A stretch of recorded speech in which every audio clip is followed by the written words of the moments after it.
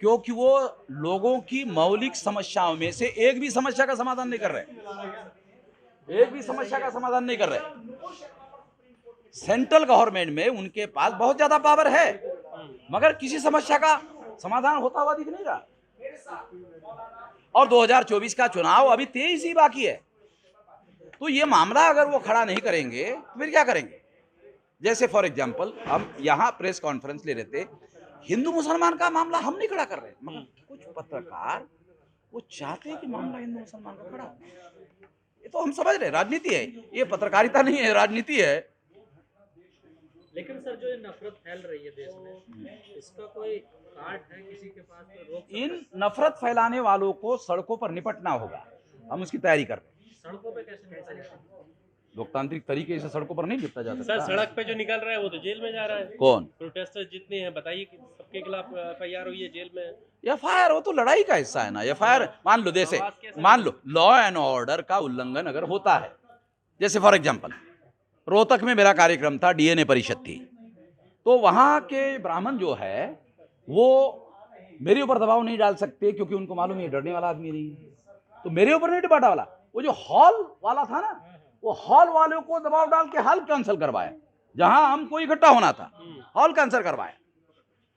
अगर वो बहादुर की औलाद होते तो वो मेरे से बात करते, ऐसा नहीं किया, हॉल कैंसिल करवाया। तो मैंने दिल्ली में कार्यक्रम किया, मैंने वो कार्यक्रम दिल्ली में किया, 13 करोड़ लोगों ने देखा। तो मैंने ब्राह्मणों को धन्यवाद दिया कि तुम मेरा इसी तरह से विरोध करते रहो और हर राज्य में करो, जैसे हरियाणा में किया ना वैसे हर राज्य में करो, तो ज्यादा लोगों तक मेरी आवाज जल्दी पहुंच जाएगी और मेरा काम आसान हो जाएगा। सर, सुप्रीम कोर्ट ने भी कहा कि ये जो जहर है ना, कहीं ना कहीं टीवी जो मीडिया है ना, उसकी भी कहीं ना कहीं ये तो टीवी का मीडिया वालों का नाम लिया, उन्होंने नाम लेके बात किया। मीडिया वाले, जब मामला सुप्रीम कोर्ट में विचाराधीन है, उस विषय पर चर्चा करने की क्या जरूरत है? सुप्रीम कोर्ट का जज बोल रहे हैं, यकीनन उनका सही है, क्यों कर रहे? पर मीडिया वाले टीवी एंकर कह रहे हैं क्या फिर सिर्फ मौसम की जानकारी दें हम? कितने सारे मामले जो विचाराधीन थे, जिस पर बहस होती चली आ रही है शुरू से लेकर अब तक। देखो, क्या केवल मौसम का ही विषय है या दूसरा विषय वो जिन्होंने चुना, दूसरे के अलावा कोई तीसरा, चौथा, पांचवा, 10वां देश की समस्याओं का कोई विषय नहीं है? जो लोग कह रहे हैं कि केवल मौसम की ही चर्चा करे, वो मिसलीडिंग कर रहे हैं, लोगों को गुमराह करने का काम कर रहे हैं।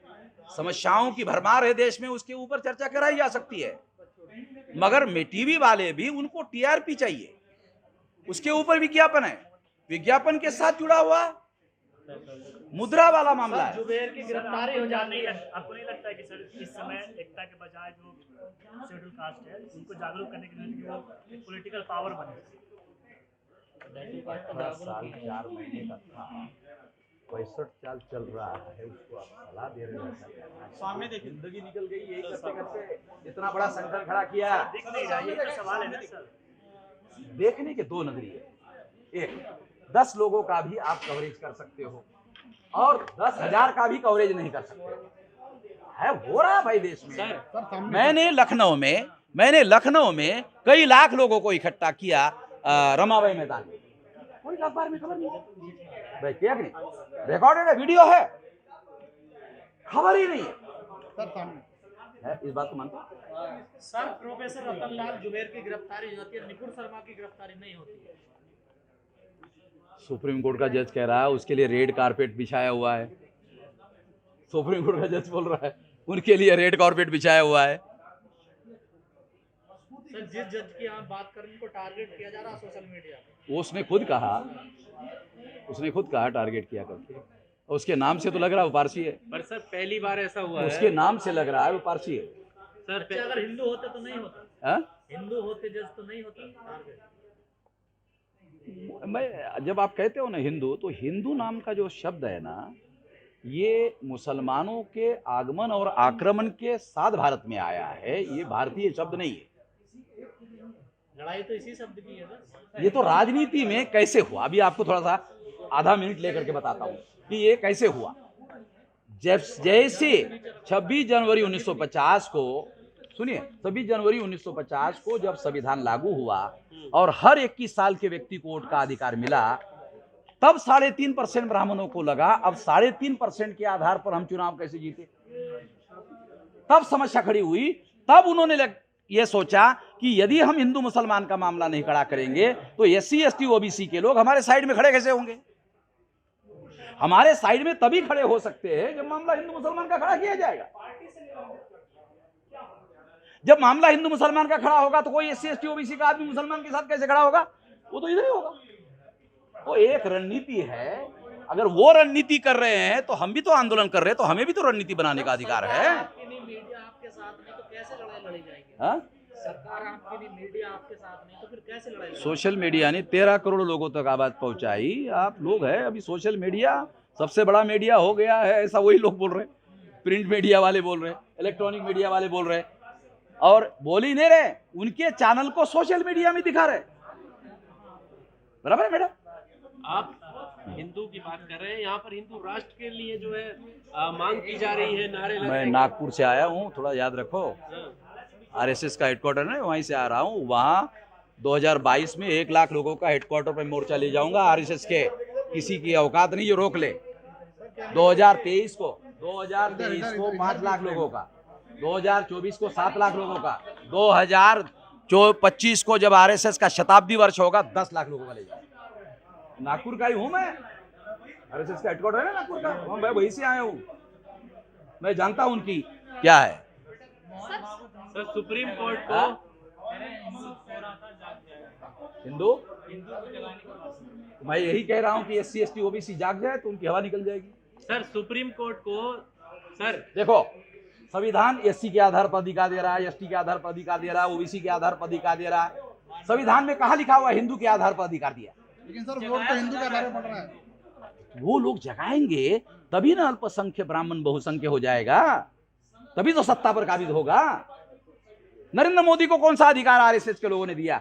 OBC का नरेंद्र मोदी OBC की जाति आधारित गिनती कर रहा क्या? जानवरों की गिनती कर रहे हैं, OBC की जाति आधारित गिनती नहीं कर रहे।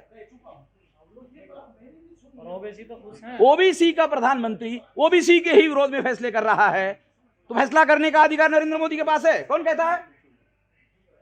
मैं तो नहीं मानता। सर सुप्रीम कोर्ट का एक ही टिप्पणी आई है नुपुर शर्मा को लेकर, उसी के बाद सुप्रीम कोर्ट को सुप्रीम कोर्टा ट्रेंड करने लगा और कोई कार्रवाई नहीं हुई। क्या ये पता नहीं लगाया जा सकता था? बड़े आराम से पता लगाया। सुप्रीम कोर्ट पहल करके इस पर कार्रवाई कर सकता है। सुप्रीम कोर्ट के पास एक्स्ट्रा ऑर्डिनरी पावर है।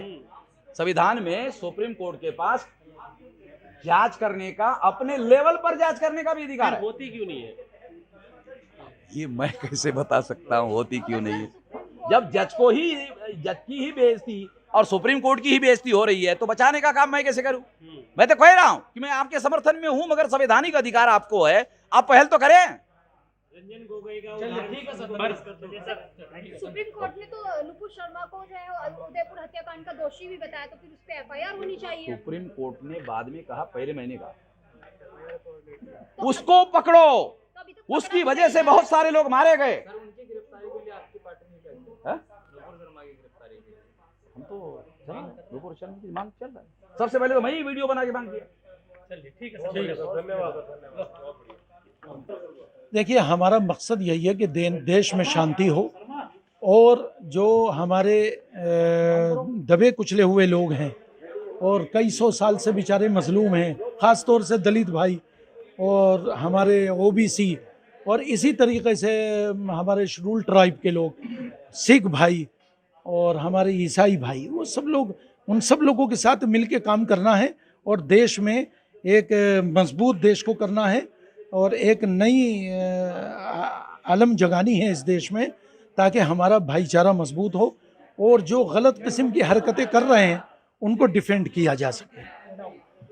सर जिस अच्छा, तरीके ये- से अभी ठीक है, आप आज शामिल हुए हैं तो ये आप राजनीतिक तौर पे कोई नई लड़ाई लड़ना चाहते हैं या सामाजिक तौर पे कुछ काम करेंगे? हर तरीके से ज़रूरत पड़ेगी देश को, जैसे ज़रूरत पड़ेगी हर तरीके से काम अच्छा, किया आप किस जाए। तरीके से देख रहे हैं कि मुस्लिम और दलितों, जिनको मजलूम कहा जा रहा है, उनकी लड़ाई एक है, जबकि नुमाइंदगी की बात की जाए तो दलितों के पास अपनी मुकम्मल नुमाइंदगी है। और जो ये तो आप समझदार हैं, जानते हैं।